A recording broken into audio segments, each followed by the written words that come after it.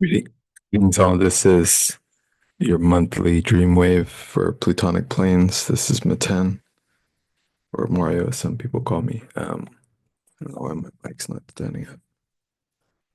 So this is a little late. Today is March 8th, but I think it's worth it, even if I'm a little late. I'm going to start with the write-up. I just did a short write-up, and then I'll have some charts.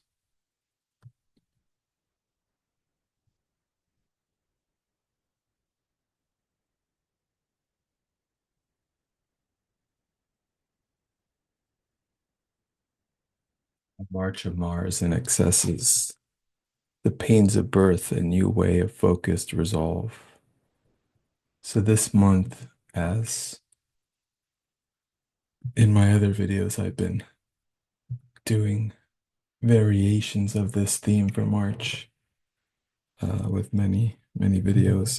I did the Aries vanishing point, and then I did a three-part with Dorje. We did the astrology for the year, and then I did a human design video too, which didn't get that many hits.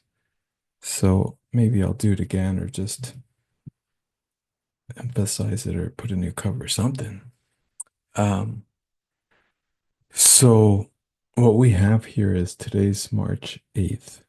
Venus went retrograde March 1st, and we're gearing up for two eclipses and the vernal equinox on the 22nd, which coincides with the Venus sequence. Or sorry, the Venus sequence. That's human design. No, the Venus star point at 2 degrees Aries.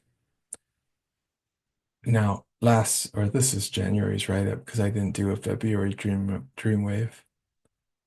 But here I wrote up, we wander like children in this repeating dream, the overlay of some deep void where our souls come from.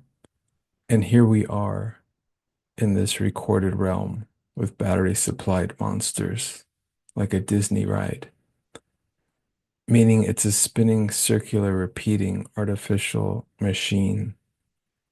So much to see, so much nothing to see. Hollow markers and mechanized autom automatons. This is the struggle of man to assess what is real and what is real. The truth, it seems, is individuated and will always be so. And next year, as the dissolving point, the omega point, the vanishing point, all the planetary archons will arrive at this point permanently. Well, not permanently, but for at least up until 2032. Pluto, Uranus, Neptune, and Saturn. Actually, no, the imprint is going to be 2025 to 2027. That's the imprint of the Aries vanishing point. And there will be much possible into this opening up to other layers of beingness and awareness. Now, this is, as I've spoken of in the past, just simplify things. Wherever this is happening in your chart, so wherever Aries is, wherever Pisces is ending and Aries is beginning. So if you're an Aries rising, this will be happening in your first house, on the surface of this will be your body, your physical body, your presentation in the world. There'll be an ending and a new beginning there. If you're a Taurus rising, this will be in the 12th house, something more internalized. This will be a struggle with any addictive behavior patterns or any patterns which are not supporting you, which are unconscious. Those will be made conscious and the energy will need to be redirected. If you're a Gemini rising, this is happening in your 11th house, and your social world will kind of blow up, or you're dealing with a blowing up of your immediate physical social layer of reality. And there's something that you need to fix and resolve there. If you're a Cancer rising, then this will be in your 10th house. So this will be how you're presenting yourself to the world, and it'll be in a new way as this transformation is occurring there, an ending and a beginning. If you're a Leo rising, then this will be occurring in your ninth house. And this is the house of travel and the higher mind. And it's ruled by Jupiter, so it has to do with law and travel and new. I don't want to say belief systems. That's such an outmoded concept. Humanity was never about belief systems. It was humanity was about knowingness, because a belief is something outside of us. It's always something programmed. It's a homogeneous construct, completely irrelevant to individuality. And so the crisis will be a vision of mind, of where you are, what you're doing, how you're doing things, and coming to a new resolve. If you're a Virgo rising, then this will be occurring in your seventh, eighth house. And this will have to do with you creating a sense of who you are, and not in distinction to others, in the sense of the Virgo mind likes to categorize and understand things between like us and them. We feel and think like this, you feel and think like that. So Virgo risings are being asked to broaden their perspective and to not feel the need to put everybody in one camp or have all their friends think the same as them. Libra rising is going to have to do with that'll be Aries in the seventh, so that'll be sixth, seventh. So that'll be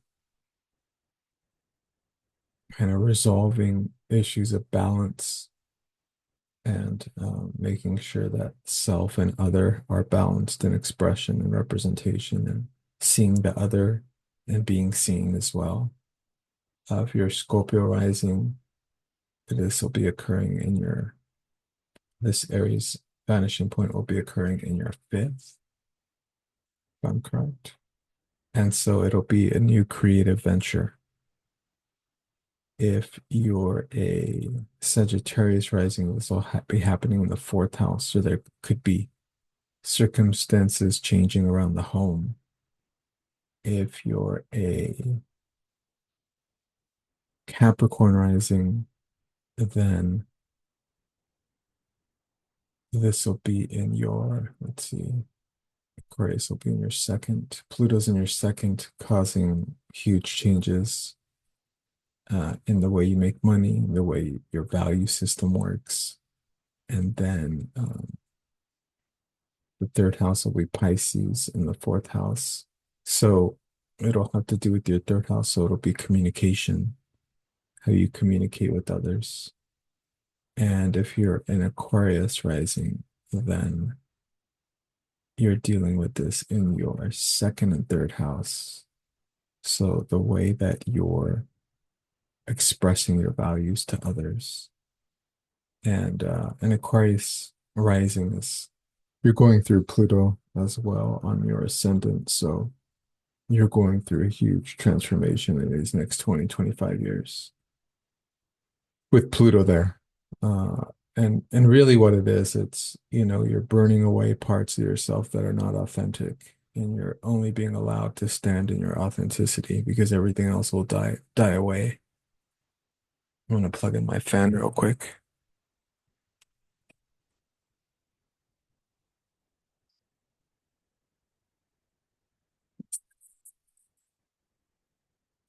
I didn't know that I would do a whole summary of all the signs, but it was just a basic little summary. So hopefully that's helpful to you guys. I'm not adding much else for this month except that the sun will be in Pisces, moving into Aries. What I'll add is I'll add three charts, three human design charts. I'll add that in a minute. But before I get to that, just the last note is We're still in Pisces. All the planets are going to gather in Pisces up until the 29th of the month. Uh, well, they'll slowly be moving into Aries. The personal planets will move first around vernal equinox, and then the outer planets will start. Some of them will start to move in. Neptune at the end of the month, and Saturn in May 25th. And so we'll look at that through the gates. So I'm going to stop sharing this particular image, and then I'm going to share.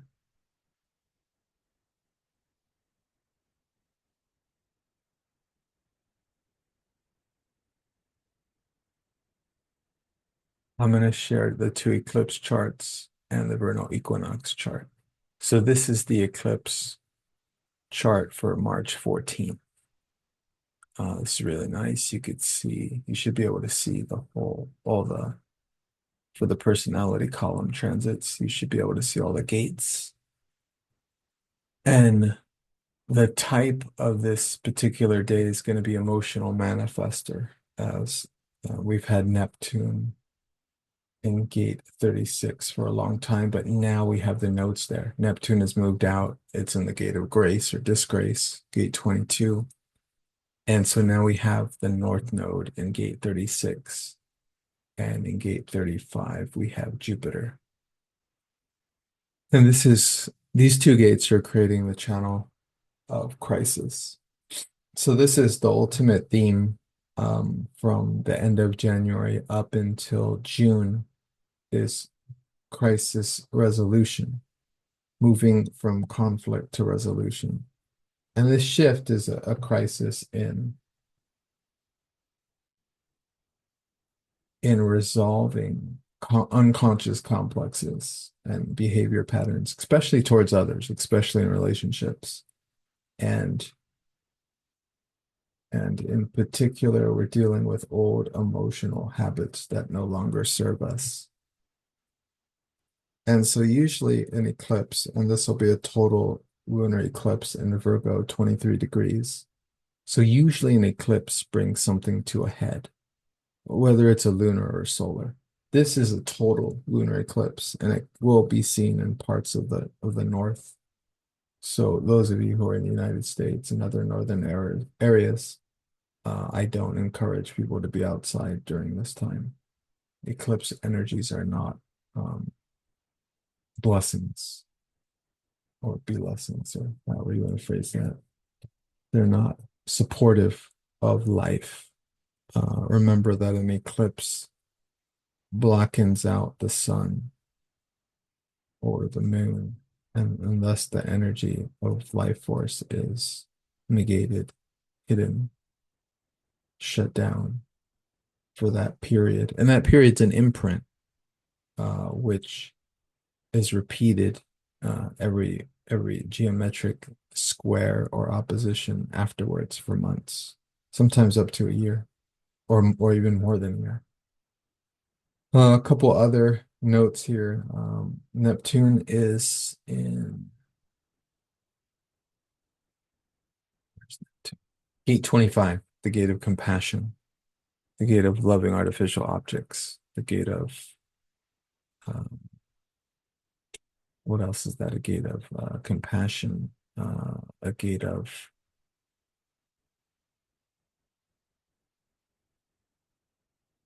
I had the gate here.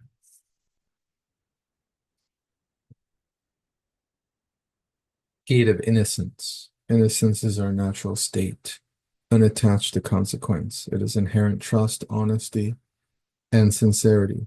So, in other words, delusion. In other words, like,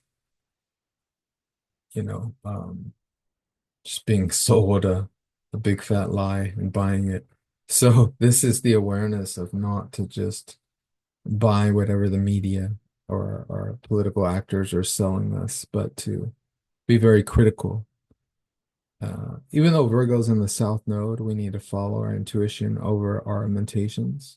So let our intuition work and share with us what is really there and what is not there. Again, this Aries vanishing point is about what's real and what's not real, and discerning intuitively what is real or what is not real. And so that's the state of this situation for the whole theme of March. What is real and what is not? What is working? What is no longer working? What will I focus on? What is my goals? Where am I going? And to look briefly at the other gates, we have Mars now direct in gate 53, the gate of beginning new things. So that works in line with the theme of beginning anew. We have the South Node Virgo in gate 6, which is conflict, another theme of relationships, resolving issues through conflict. Pluto is still in gate 41, breaking down and disillusioning us. Um, do not escape with Plutonian fantasies, but rather Pluto's kind of destroying all the fantasies of what we think we have and limiting our resources so that we're focusing on what we do have, what we can use, and really utilizing what's correct for our visions. Moon will be in gate 46 during this time. Gate 46 is about taking care of the body. It's about health. And ultimately, the theme of any Virgo eclipse is going to be taking care of the body and making sure that you're, taking your supplements or whatever it is you need right now. Don't be caught without any of your practical details during this time, whether they're supplies, tools, or clothing. Um, look over your diet and nutrition and any cleanses you're on. It's great to start a cleanse on vernal equinox. It's a great time. Don't test or push things or push people or test people too much during this time. There's too much, I would say for the whole month. We got this double eclipse set up. This is a very dry eclipse, so I'd expect the rain in some areas to kind of stop. And there could be an nuancing and enlarging of kind of fantasy and escapism, as this eclipse will affect the opposite sign Pisces. It's also going to be opposed Saturn in late Virgo. So there's an opposition to Saturn here, drying things even more and making things even more stark and bare and rigid. And so this is an eclipse to be very aware and healthy, making sure that you're following your day-to-day schedules and not doing anything, not taking any big risks, doing anything too intense. And beware of blood sugar during this particular eclipse. This eclipse does affect blood sugar. And see any other details. 21.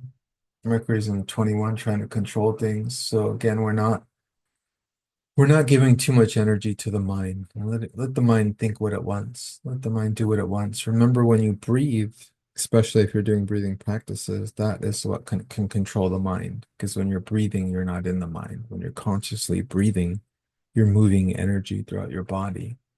And so the mind is taking a break. So good month to give the mind a break. Not the whole month. Mercury's in retrograde, so we do have time to reflect on things. Venus is in retrograde as well. And in this particular chart, Venus is in gate 17, the gate of opinions. So that's where we are for March 14th. Moving on to vernal equinox.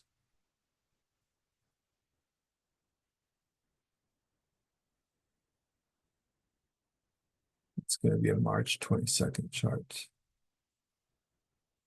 I don't see it.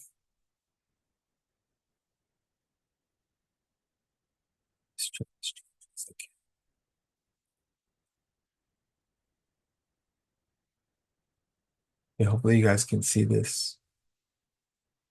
I'm going to share it again just in case to make sure it's working and I'm sharing the correct page. Okay, so this is the March 22nd chart. You'll see here, so we're still in the emotional manifestor, but we have a new channel, a new additional channel that'll be activated. On March 29th, during the second eclipse of the month, there'll be a third channel operating. So This is a real chance this month to really organize and manifest the energy of what you need to get done and your next steps and your goals. So in this chart, we have the activation with Mars moving out of gate 53 into gate 62. So out of initiating things. So around vernal equinox, you should have already started whatever it is you're planning to really push forward and implement. And if not, there's gate 53s all around you. So those activations can still happen. So we see Mars moving the 62, connecting with the 17. So channel, um, this is the channel of organization. So 17 is opinions and 62 is having the correct details. This channel is about clear logical expression of complex ideas, belongs to the logical circuit. It's about making things practical and accessible. And so that's going to work well with the 3536, which continues to resolve crisis, emotional crisis, and create mutation. And we look at the other gates, and they're pretty much in the same gates as the eclipse, as the March 14th eclipse. And so, there's a new activation in gate 58, and that's the moon. The moon will be in gate 58, and that'll be not wanting to miss anything. So, vernal equinox parties, people are going to want to not miss that after hiding out during the eclipse. I'm going to go ahead to the next chart. Did the same thing with me.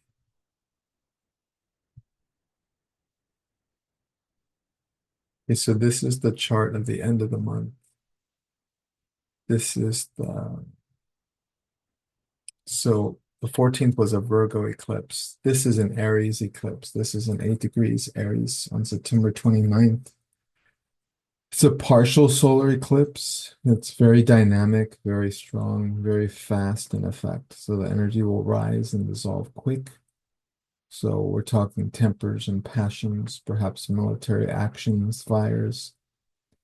By the way, this is a great time to play live. One of my astrology business partners told us going to play it live with their band, Thea, in San Francisco, I think on this day.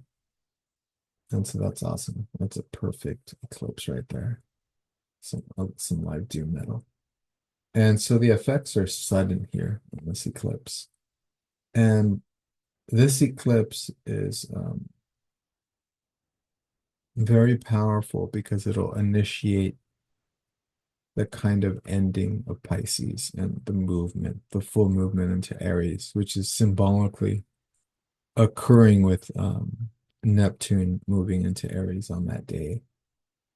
And later on Saturn, which will be May 25th. And so this particular eclipse, also be aware of blood pressure and also just really enjoy. It's an action-oriented eclipse. So if you choose to be out there, really enjoy the dynamic pull and push of the energy. If you decide to be outside during this partial eclipse, I think this one will also be seen in the northern part of the world, northern parts of the world.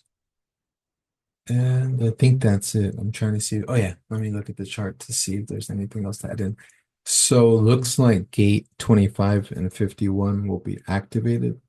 So that channel, that 2551, the mystical channel, very powerful, very intense. This is usually it's a very kind of narcissistic channel. It's all about kind of the self penetrating to the other world, but it's the channel of the priest or the priestess. So it's also the capacity to to penetrate through this world into the other world, into the spiritual worlds. So that's why it's also the channel of the priest or the priestess. This is the capacity to go into other worlds. So this is very powerful on September 29th. I highly recommend meditation every day for this entire month, or at least reflection like a journal to support the insights that I'll be coming, especially in this latter part of the month. These are Aries gates, both 25 and 51. We'll have Mercury in 25 along with Venus. I forgot to mention on the vernal equinox chart that the Venus star point will be in 2 degrees Aries. And so it'll be meeting the sun on the 22nd. So go out if you're in the Northern Hemisphere, North America, go out and see Venus in the sky hours before sunrise on those days. It'll be a spectacular sight to see Venus. And so we have Mercury, Venus, and Neptune in gate 25. And then the moon for this eclipse will be in gate 51. Now, gate 51 is very intense. So there could also be, yeah, I already mentioned like tempers rising. So there'll be some intensity too. Um, but this is a really spectacular month to see like this gradual movement in the human design charts, to see one channel activated on March 14th, two channels activated on March 22nd. And here at the end of the month, March 29th, we have three channels activated to create a manifestor chart along with a defined ego and G center, throat center, emotional wave center, and Ajna center. This is a very powerful month for manifestation. Utilize the energy. It will definitely be a very chaotic month, especially near both of these eclipses. But, as I say, do not fear coming chaos, but rather employ it. And so, with that, the best to you all. And I'm going to stop sharing this. And the next video I'm going to do is I'm going to do the Hades moon, so the Pluto placements for the month, one of which is today. Okay, thanks so much.